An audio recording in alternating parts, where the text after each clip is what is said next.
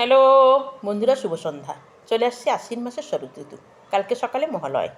ভোর 4টে থেকে শিউলিফুল টুপুর টুপুর করে পড়বে আর ঘাসের উপর কুয়াশা। সেই সময় ভেসে আসবে বীরেন্দ্র কৃষ্ণ ভদ্রর মহালয়া চণ্ডীপাঠ।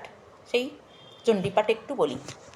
আশ্বিনে শারদ প্রাতে বেজে উঠেছে আলোক মন্দির, ধরণীর বহিয়া আকাশে অন্তরিত মেঘমালা, প্রকৃতির অন্তরাকাশে জাগরিত জ্যোতির্ময়ী যখন মাতার আগমন বার্তা, আনন্দময়ী মহামায়ার পদধ্বনি অসীম ছন্দে বেজে উঠে রূপলোক ও রসলোক আনে নববহু মাধুরীর সঞ্জীবন।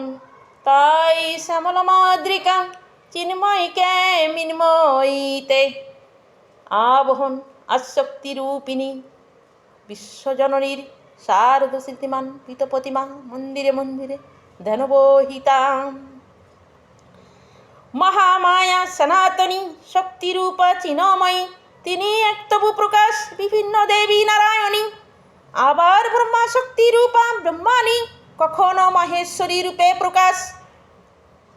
বন্ধুরা, এইটুক শুনতে শুনতে আমার মনে আছে, আর বাকিটুকু আমি বলতে পারবো না।